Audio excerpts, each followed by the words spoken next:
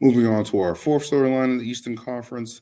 Did the Cleveland Cavaliers take a step back? And the only reason why I asked that is because of the loss of Kevin Love. I felt like he was playing solid for them to start the season, and they kind of fell out of the rotation there. Agreed to a buyout with them and really just owed to him for the franchise and basically giving them playing opportunity. He went to Miami, and I felt like that was a big loss for them because he can stretch the floor, still capable of getting you double doubles in certain situations. And to see him just leave there and not really fill that void there was interesting. And I understand they're going to give Mobley and Allen more minutes and stuff like that, but I felt like Kevin Love off the bench was a vital part for them, as well as did they improve on the three spot there. They needed somebody that can play 3 and D. They brought in Danny Green at the deadline there, and it's just like, is that enough? He hasn't really been playing. He's coming off an ACL injury. Isn't going to be able to shoot and be able to guard out there now at this stage of his career.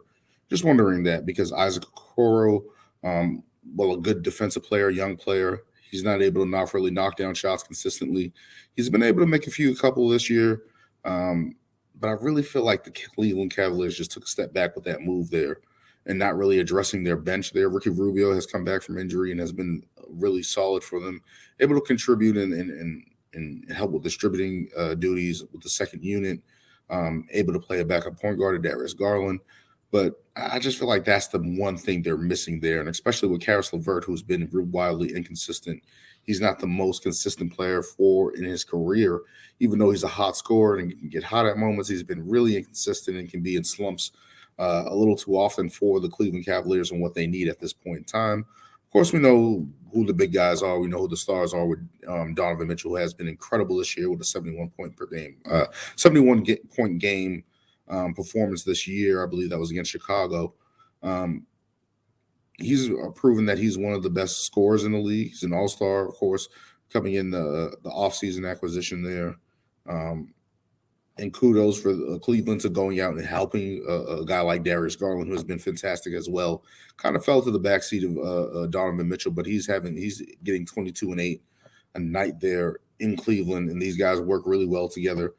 Cleveland slows down the pace, of course, playing with those two bigs there, but they're able to get shots and able to score with this team and score in the league here, where it's really difficult in the past for Cleveland to score.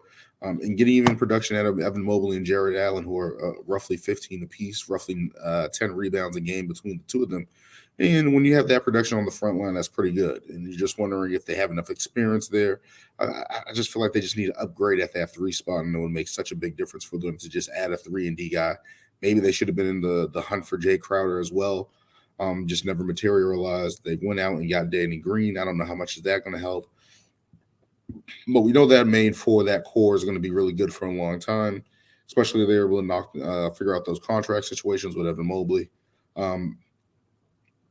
But yeah, Cleveland, I just feel like they have the tools there. They're right there, maybe a year or two away. But I feel like they missed the opportunity. They are not upgrading their bench. And I feel like that's going to hurt them. Cedi Osman is there, of course. Got Dean Wade, Lamar Stevens, Danny Green, Robin Lopez, who's a backup big. And it's just like I felt like they could have upgraded there. And that would have helped them in the playoffs. I felt like they could get. I feel like they can get to the Eastern Conference Finals, but the way Boston, Philly, and Milwaukee are playing right now, it's going to be difficult for them to do that.